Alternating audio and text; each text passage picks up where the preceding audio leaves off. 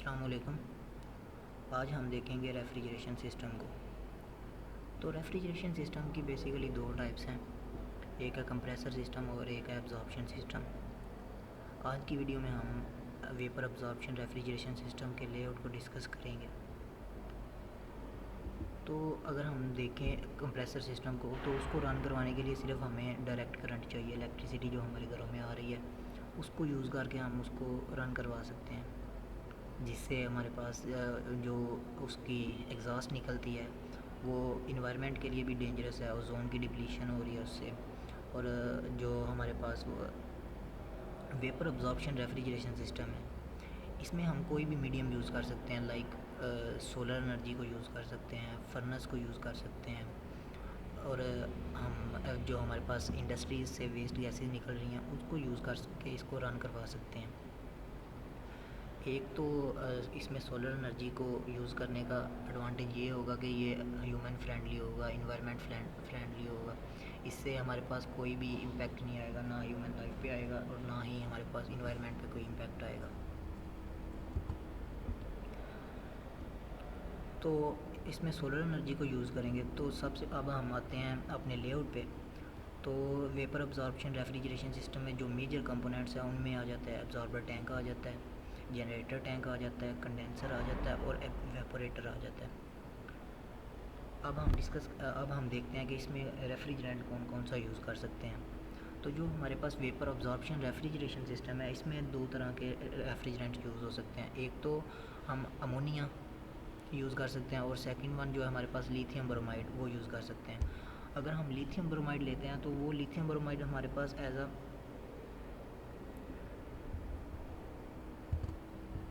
अगर हम lithium bromide लेते हैं तो लिथियम ब्रोमाइड हमारे पास एब्जॉर्बेंट आएगा। उसमें जो वाटर होगा वो हमारे पास रेफ्रिजरेंट यूज़ होगा। लेकिन अगर हम अमोनिया को सिलेक्ट करते हैं तो इसमें हमारे पास अमोनिया जो रेफ्रिजरेंट होगा और वाटर हमारे पास एब्जॉर्बेंट होगा। तो आज जो हम लेआउट डिस्कस करेंगे उसमें हम अमोनिया को एज अ रेफ्रिजरेंट और वाटर को एज अ एब्जॉर्बेंट यूज़ कर रहे हैं। तो सबसे पहले हमने एब्जॉर्बर टैंक में अमोनिया और वाटर का सलूशन ऐड किया, जो हमारे पास वीक सलूशन होगा। यहाँ से फिर जब सलूशन निकलेगा, पंप के थ्रू हमारे पास जनरेटर टैंक में जाएगा। जनरेटर टैंक में हमारे पास लगा होगा हीटर लगा होगा जो कि उसको हीट करेगा। अमोनिया का बॉइलिंग पॉइंट जो हमारे पास है वो -33.38 है। तो उसको बहुत ही कम हीट चाहिए होगी वेपर्स में कन्वर्ट होने के लिए। जब यहाँ से सलूशन निकला, पंप के थ्रू जनरेटर टैंक में आया, तो जनरेटर टैंक में हीटर लगे होंगे जो हमारे पास इनपुट लेगा सोलर से। जनरेटर टैंक में हमने सलूशन को इतना हीट करवाना है कि वो जो हमारे पास अमोनिया है वो वेपर्स में कन्वर्ट हो जाए, लेकिन जो वाटर है वो वेपर्स में कन्वर्ट ना हो। जब यहाँ से हमारे पास अमोनिया वेपर्स में कन्वर्ट होगा तो वो यहाँ से आगे जब जाने लगेगा तो ऊपर जनरेटर टैंक के ऊपर जो हमारे पास है वो है एनालाइज़र लगा हुआ है। अगर आपको नज़र आ रहा हो, ये एनालाइज़र है। एनालाइज़र का क्या काम है कि इसने जो हमारे पास वेपर्स आ रहे हैं उनको एनालाइज़ करना है। वेपर्स जो यहाँ से अमोनिया के वेपर्स पास आउट होंगे तो उसके साथ कुछ वाटर आगे जाने की कोशिश करेगा। तो एनालाइज़र का काम है कि उसको वाटर को रोकना आगे जाने से। तो जो हमारे पास यहाँ पे वाटर रिमेनिंग वाटर बचेगा, जो एक्स्ट्रा वाटर है उसको हम ये पाइपलाइन के थ्रू एक्सपेंशन वाल्व ये लगी हुई है, एक्सपेंशन वाल्व से उसको कूल डाउन करवा के तो वापस एब्जॉर्बर टैंक में भेजेंगे। तो जब यहाँ से हमारे पास अमोनिया के वेपर्स निकले तो वो उनका प्रेशर भी हाई होगा, उनका टेम्परेचर भी हाई होगा।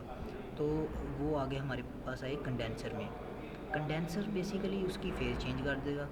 वो पीछे से वेपर्स आ रहे हैं तो उसको लिक्विड में कन्वर्ट कर देगा। जब कंडेंसर से निकल के लिक्विड निकलेगा तो उसका जो हम निकलेगा तो आगे आएगा एक्सपेंशन वाल्व में। एक्सपेंशन वाल्व में उसका जो हमारे पास होगा लिक्विड आएगा, अमोनिया लिक्विड, उसको फिर एक्सपेंड करवाना है और उसका जो टेम्परेचर होगा वो डिक्रीज़ करवा देना है। तो यहाँ से जब आगे फिर आएगा निकलेगा जब हमारे पास इधर से, तो उसका जो प्रेशर होगा और टेम्परेचर होगा वो बिल्कुल लो हो जाएगा। तो इवेपोरेटर में आके वो हमें कूलिंग प्रोसेस देगा। तो जो फिर यहाँ से रिमेनिंग रेफ्रिजरेंट बचेगा वो फिर पाइपलाइन के थ्रू वापस से एब्ज़ॉर्बर में चला जाएगा, एब्ज़ॉर्बर टैंक में। तो इसी तरह से ये सिस्टम वर्क करेगा। तो ये थी हमारी आज की वीडियो। नेक्स्ट वीडियो में हम इसके एक्चुअल मॉडल पे वीडियो बनाएंगे कि एक्चुअल मॉडल में ये किस तरह से वर्क करेगा। Thank you.